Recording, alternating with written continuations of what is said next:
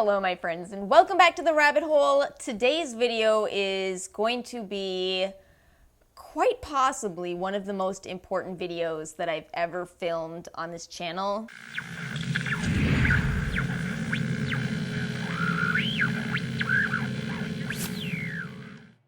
So on my phone I have this notepad app, I think we all have it, right? And I use a little note in there labeled videos as kind of a place to drop all of my ideas, and then I come back to them when I'm going, what should I film today? This video has been sitting in that notepad for at least 6 months because, again, this is a difficult topic today. And I want to do it right. I don't want to mess this video up. I hope it's one that I'm proud of going forward. But some things have recently come to light that have made me realize I have to make it anyway, even if it's not in its finality my best video I've ever put up here. It needs to be out here. And you'll understand why once we get into this. So today's video is going to be primarily aimed at channels that are also about the same size as my own. I know I have some of you that watch my channel that also have your own channels. As far as if you don't have a channel, you may also enjoy watching this because I'm going to attempt to give you some of the other side of YouTube. You know, for the most part, most videos on any beauty channel are just kind of, let's try on makeup, let's talk about makeup, that type of idea. Whereas you don't see a lot of what happens behind the scenes, what are the agreements that are exchanged between brands. And I genuinely think we need to have a lot more conversations about that. We need to not only have honesty with our subscribers in terms of, what we really feel about the products that we're testing, but we need to have more discussion between channels about what's going on. So that's the intention of today's video. I need a mega disclaimer for this video as well. So first off, I'm not a drama channel, so I'm not going to be naming any names of brands. I'm not going to be naming any names of influencers. Please do not ask. Please understand why I'm not able to name these people or brands. But I really want to say that for the most part, my YouTube experience has been overwhelmingly positive. I have had incredible opportunities and met with incredible brands, incredible people behind brands. I've had great email interactions. I've really had a lot of positive experiences, but unfortunately there have been some negative experiences as well, and I guess I feel like it's a little important to be vocal about the reality that it's not always sunshine and rainbows. Sometimes it's a little more difficult. I have an entire outline to follow for this video. Maybe I'll even be so kind as to include it in the description box below in case you just kind of want to jump around. But I'm going to start at what I kind of feel is the beginning. I feel like it's important to have conversations about the reality of money on YouTube. So first off, the reality is that most small channels are not making a lot of money. The reality is that a lot of us will never make a lot of money, and that's also a-okay. For the most part, a lot of us doing this are totally fine with this. It's our hobby, it kind of does become a second job or a third job or a fourth job. But I guess I feel like it can be a very misconstrued topic because we all know that these giant YouTubers are making millions and millions of dollars. We've seen their home tours. We know it. Whereas those of us who are just casually making videos don't have a lot of views. We're not making much at all. One thing I'm going to say a lot through this video is the word integrity. So I want to make sure we kind of define that first off. So integrity is when you are more concerned with the truth and the reality of a situation and you don't have maybe a hidden agenda.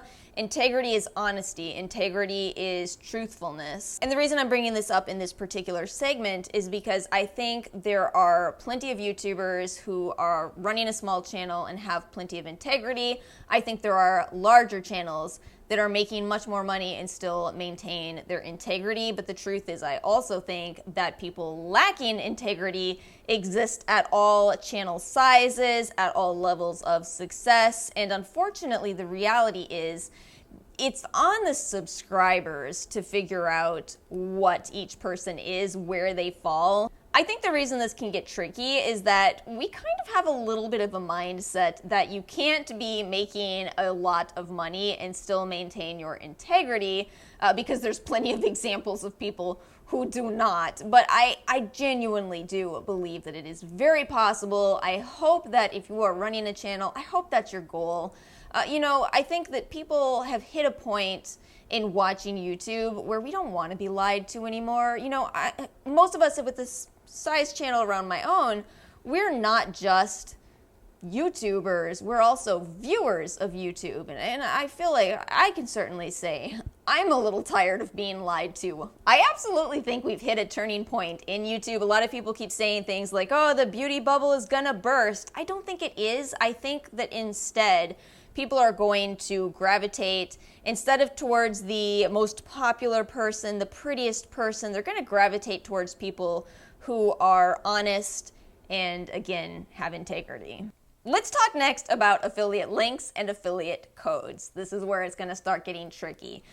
There's certainly an idea around affiliate links. I think that drama channels really made them public. For years on YouTube and on Instagram, we had no idea that people were making money off of the products that they talked about. We had no idea that the links were showing, share a sale, and they were making a portion of that money. I think this is why this is a controversial topic, because we didn't know and we should have.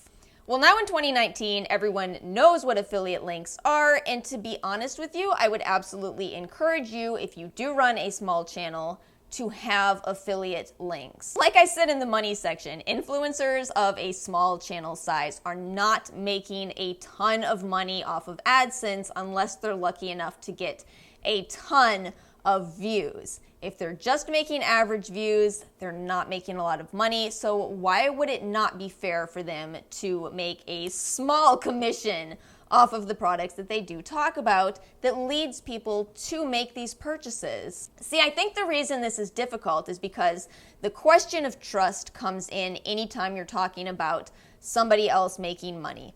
Do you trust them to give an honest opinion, given that that opinion will affect whether they make money or whether they don't? I'm gonna tell you some truth here. When I first started my channel, it was around the time where drama channels had just started to expose the fact that people were not disclosing their links. So I was a little bit opposed to using them. I didn't want this channel to be a place where I make money. I wanted it to just be a place where I was honest. So I felt that I could not use affiliate links or it would interfere with my honesty.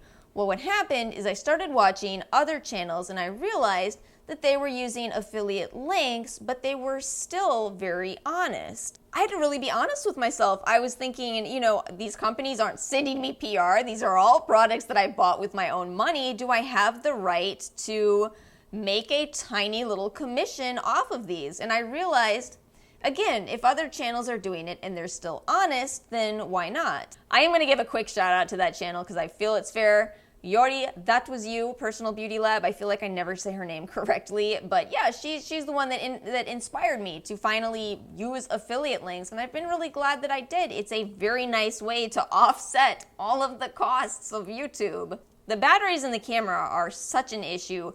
Microphones die all the time. Lights have to be replaced. Cameras have to be upgraded. There's a lot of behind the scenes costs, and I'm really glad that I finally overcame this negative mentality towards affiliate links and realized this could actually just be something that is helpful for me and does not affect my judgment. I do think that affiliate codes are a little trickier, and I think this is why brands like Morphe are kind of constantly in hot water, because as opposed to magic links, which is what I use, where on some brands I make 0.2% commission. It's really sad, actually. But you max out on magic links at around 8%. That's a really great link. Brand codes can be up to 20%, maybe even higher. And I think there's a lot of confusion around affiliate codes or codes in general. I think that, ever since, again, the Drama Channel expose, which ultimately I'm grateful for, but put a pin in that, Ever since that happened, people now see codes and they think that everyone who ever has a code is making money, when that is just not the case. By far, the vast majority of codes that will come to you as a smaller influencer are not going to be affiliated. They're going to be tracking codes. So the reality here is that when companies send you products, they actually don't always have the time to go back and make sure you use them, to see what you said about their products, etc. But they can give you a code and then they'll know that you talked about it when other people start buying with that code. But that doesn't mean you're getting any money, it just means that you used the product. Whereas an affiliate code is another game, because that actually means that that company will send you a percentage of the sales. Now, there's quite a few things with affiliate codes.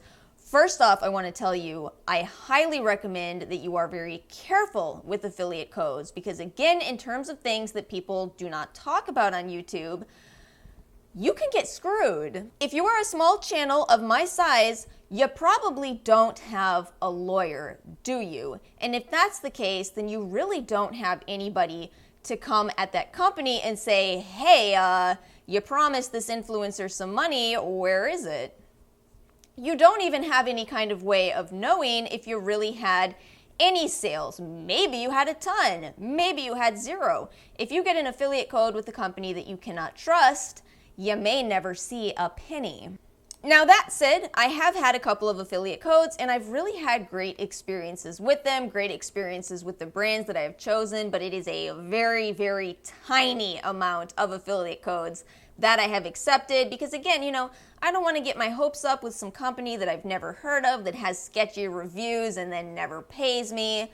And I don't want to do that to my subscribers either. Let's talk about PR. You guys know this one is such a difficult topic.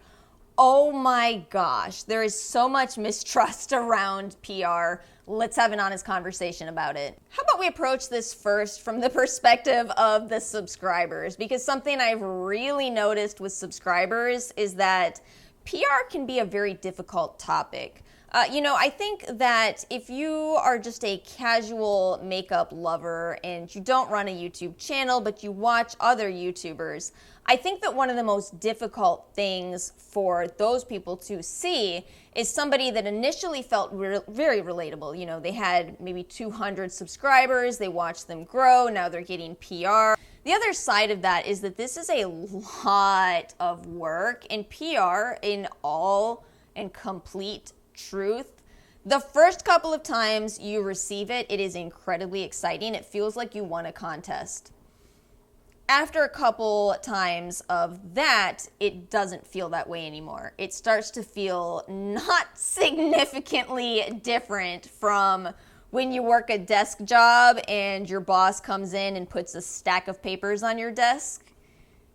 It's kind of the same feeling. A lot of brands will reach out to you, and we should define the two types of PR. A lot of brands will reach out to you and they will ask you to accept a product in exchange for a review. I feel like that's a very, very different form of PR from what I assume the larger channels get more of. In small channels, we do get some of this, but that is the type of PR where brands just send you stuff, no stipulations. They don't care if you don't put it in a video. They're hoping that you do, but they ultimately don't care.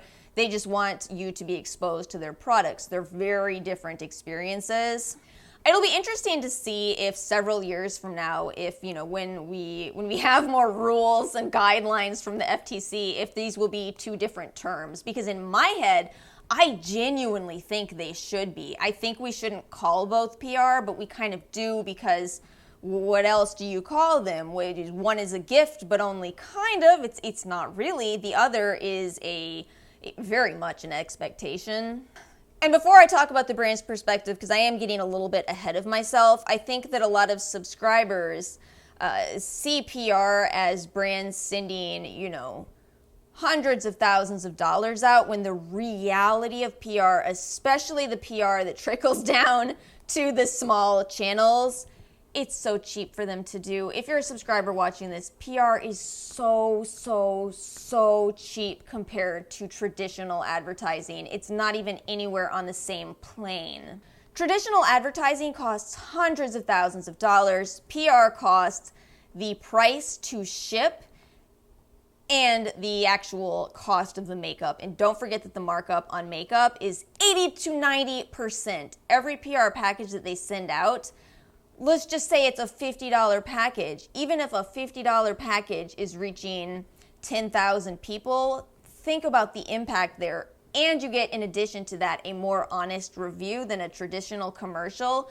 Brands are winning with PR. And that's what's important for you small influencers to understand. You know, again, back to that first amount of PR that comes into you, it really feels like brands are just your subscribers almost sitting there thanking you. How can we say we appreciate you? Let us spoil you with gifts. But after time, you realize that that's not how it is. And like I was saying at the beginning of this video, we're kind of in this very interesting time where the beauty sphere is kind of changing. People have felt deceived by some of these larger beauty gurus, and they're turning to small channels for more honesty. So along with that, so is the PR. And again, some of the brands that are going to reach out to you are just the absolute sweetest brands out there. They really believe so much in their products. They chose you because they believe in you, and overall you can have a very good experience, but not all of the brands. So I do not list my P.O. box in my description because I want people to reach out to me. I want to make sure I'm interested in accepting a package in the first place. I don't want to have a ton of crap show up at my door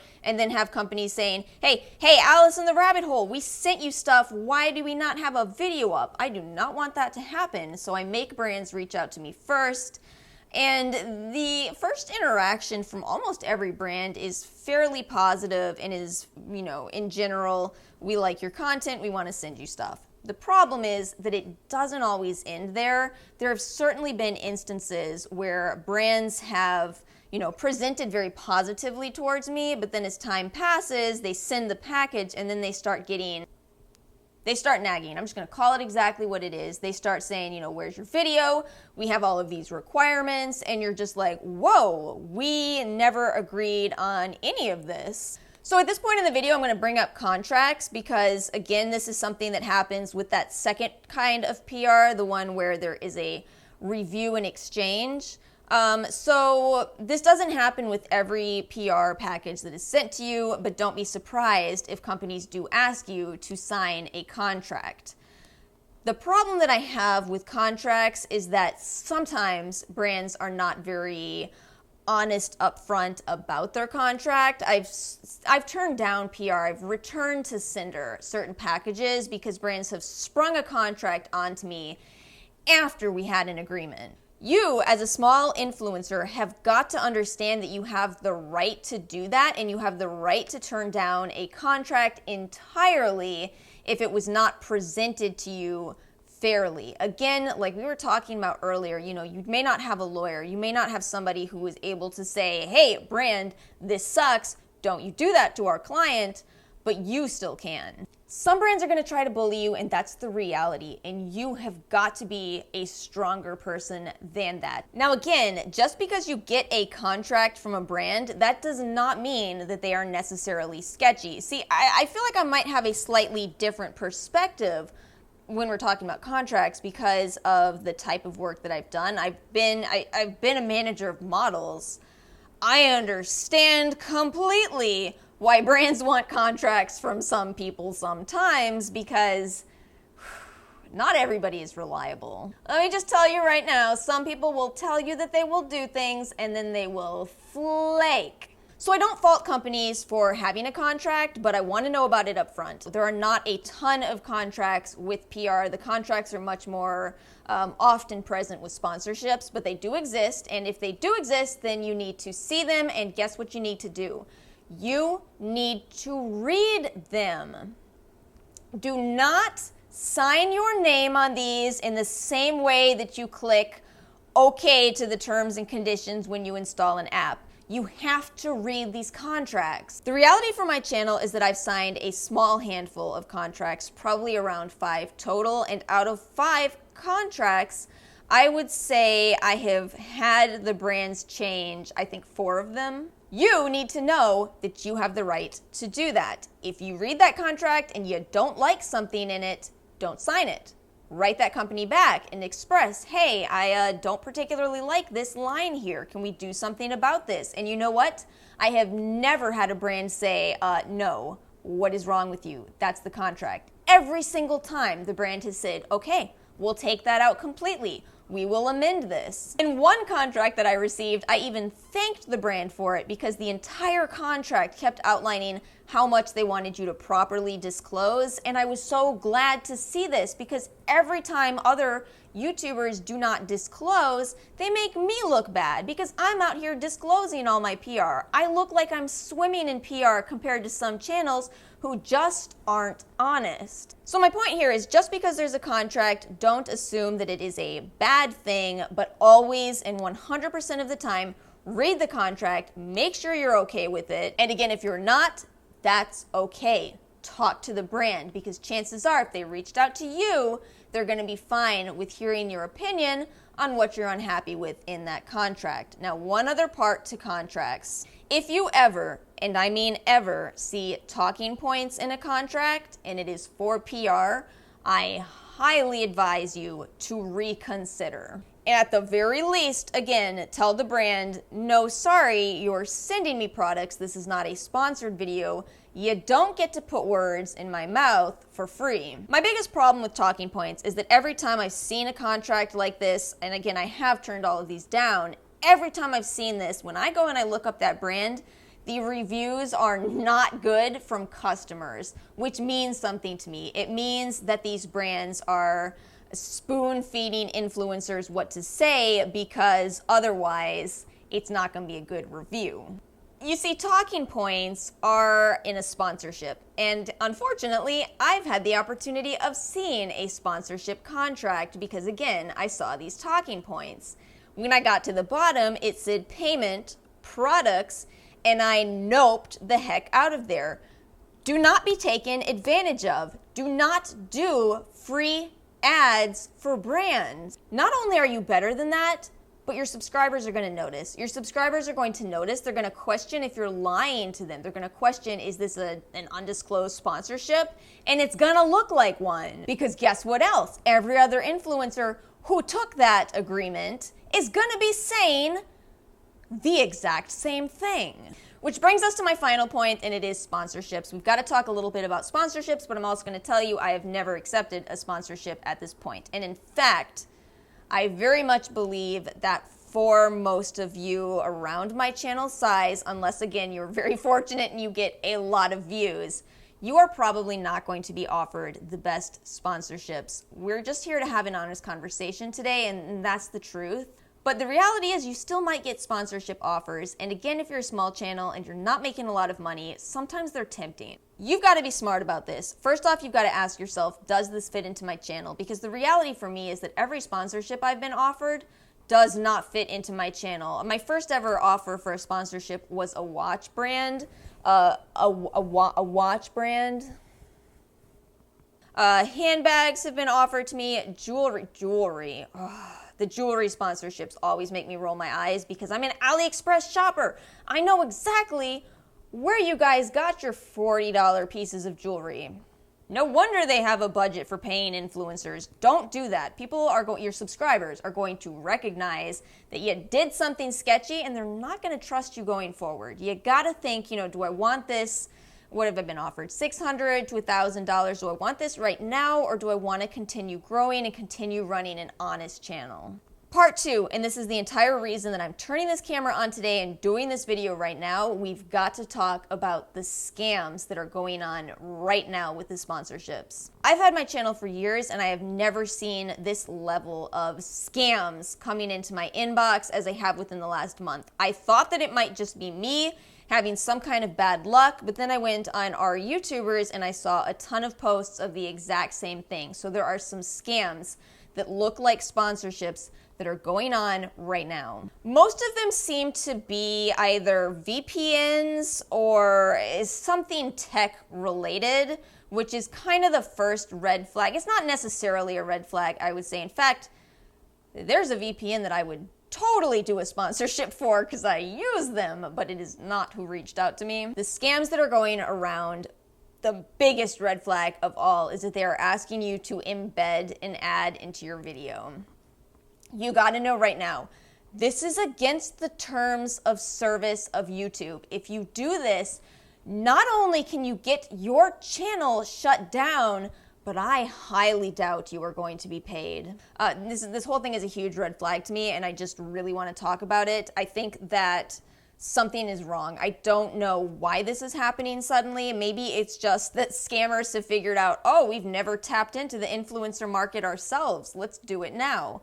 So, again, I don't know what's going on, but be aware that it is going on. Be aware that these emails that are probably flooding your inbox right now do not look good. I mean, think about this critically. This entire scam could very easily be a way for them to get your bank information. They tell you, oh, we're going to pay you. They get your bank information. What now? So be careful out there. Do a lot of research before you take anything, whether it's PR, whether it's a sponsorship. Always do your research on brands. Always stay focused on your subscribers would be my absolute best advice for any of you with a small channel, because again, that's your integrity right there. If you are doing this for your subscribers, then it shouldn't be about the brands. It shouldn't be about the connections with the brands. It should be about the content and the people who are watching you. I hope this video was helpful. If you did find it helpful, make sure to give this video a like, hit subscribe, and I'll see you guys next time.